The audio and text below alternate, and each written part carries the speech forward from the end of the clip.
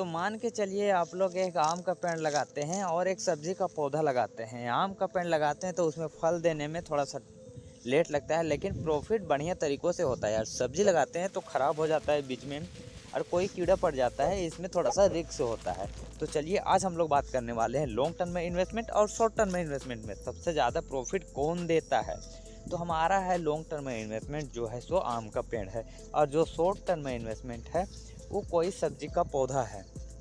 तो चलिए बिना देरी किए हम लोग बढ़ते हैं आम की पेड़ की ओर आने की लॉन्ग टर्म इन्वेस्टमेंट की तरफ। तो मान के चलिए आप आम का पेड़ लगा चुके हैं, उसमें थोड़ा सा टाइम लेता है और 10 साल 20 साल 15 साल के बाद में आप बढ़िया से आम को बेच सकते हैं और ढेर सारा आम को बेच सकते हैं और ढेर सारा प्रॉफिट भी कमा सकते हैं।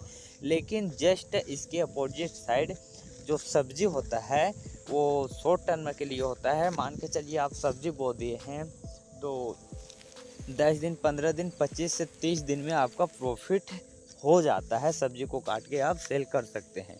तो ये हो गया शॉर्ट टर्म में इन्वेस्टमेंट। या और सब्जी में क्या होता है कि अगर आप सब्जी बो दिए हैं तो थोड़ा सा रिस्क होता है कि कीड़ा लग गया, पानी सही से नहीं डाल पाए, तो इसमें थोड़ा सा रिस्क होता है। कुछ इसी प्रकार से शेयर मार्केट में भी काम करता है। मान के चलिए आप शॉर्ट टर्म में इन्वेस्टमेंट में पैसा लगा दिए हैं और अगर वो स्टॉक नहीं भगा, स्टॉक नहीं गया, तो आपका लॉस हो सकता है।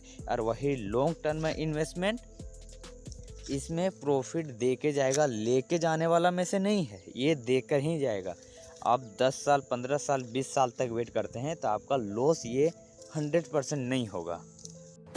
तो यहाँ पर डिसाइड आपको करना है भैया, खेती करने आपको बढ़िया से आ रहा है तो उतर जाइए आप शॉर्ट टर्म इन्वेस्टमेंट में। और भैया आपको खेती करना नहीं आता है, पढ़े लिखे कम हैं, तो लॉन्ग टर्म इन्वेस्टमेंट में आप जा सकते हैं, क्योंकि प्रॉफिट वहाँ फिक्स है।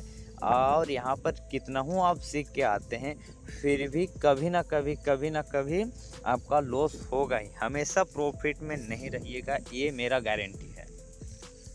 और ये मेरा डिस्क्लेमर है, जब भी आप बाज़ार में उतरते हैं तो अच्छा से उतरिएगा और सीख करके उतरना है। वैसे तो हर कोई गवा के जाता है जो बिना सीखे आता है, और जो सीख करके आता है उसका चांस रहता है 70% प्रॉफिट करने का। और जो लॉन्ग टर्म में मतलब कि इन्वेस्टमेंट करता है वो प्रॉफिट हमेशा करके जाता है, और शॉर्ट टर्म वाले हमेशा लॉस करके जाते हैं। इसलिए आपको लॉन्ग टर्म के हिसाब से सोचना है, ना कि